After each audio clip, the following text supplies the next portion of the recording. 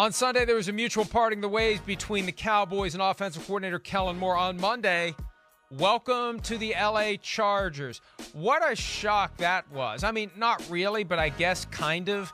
It tells you that Moore had something going on behind the scenes with the Chargers. He did just show up and interview for the job and get hired right away. Now, the Rooney Rule applies to coordinator jobs now, and the Chargers had complied with all requirements, but it just seems weird. It creates the feeling that there was something happening behind the scenes, and maybe the Cowboys were fine with it. I think the Cowboys are trying to offload Kellen Moore because if you just push him out, you owe him the balance of his contract. Maybe he's getting as much as he would have gotten from the Cowboys, and it saves Jerry Jones every penny that he would have otherwise spent on Kellen Moore. I don't know, but I do know this.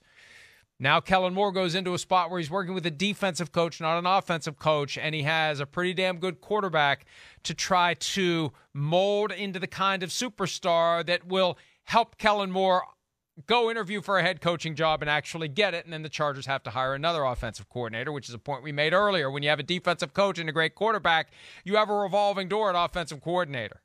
Yeah, no doubt. I mean, it reminds me of something an offensive coach once told me when he was going to be an offensive coordinator after he was no longer, not calling plays. It's like you can't hide now. And it's not that Kellen Moore was hiding before, when you're calling plays for Dak Prescott and you're trying to bring up Dak Prescott. But this is really a spotlight job because of the potential that we all believe that Justin Herbert has. And I mean, I don't know how many times I've sat here on Monday mornings on this program and said, man, it is so frustrating to watch Justin Herbert throw balls at or behind the line of scrimmage. All right. I mean, you have a guy in Austin Ekeler who he's extremely talented, and I don't mean to say this to put him down, but when you have the kind of receiving core, and I know that they were injured, but that they have with the Chargers, you don't want to see Austin Ekeler catch 100 passes.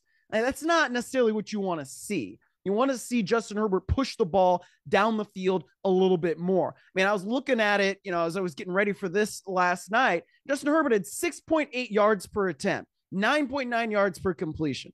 Dak Prescott this year, 7.3 yards per attempt and 11.0 yards per completion. That means he's getting the ball down the field farther. So just that alone should be more encouraging than anything else to Chargers fans. I mean, at its peak, right, the 5 games that Dak played before he got hurt a couple of years ago, he was at 8.4 yards per attempt. You can get that kind of thing with Justin Herbert and Keenan Allen and Mike Williams, then you're really going to be in business. And perhaps we're talking about the Chargers as more of a serious contender than we were this year.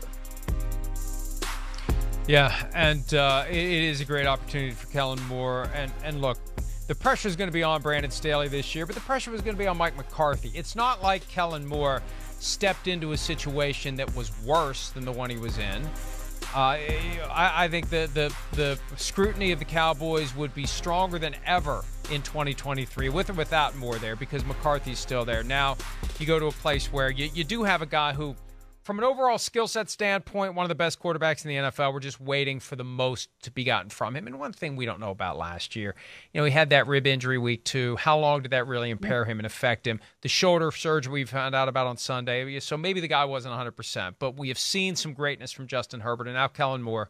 If he pulls enough of it out, ends up becoming a head coach somewhere else. We know that's how the formula goes. Hi, I'm Mike Tirico, and thanks for watching.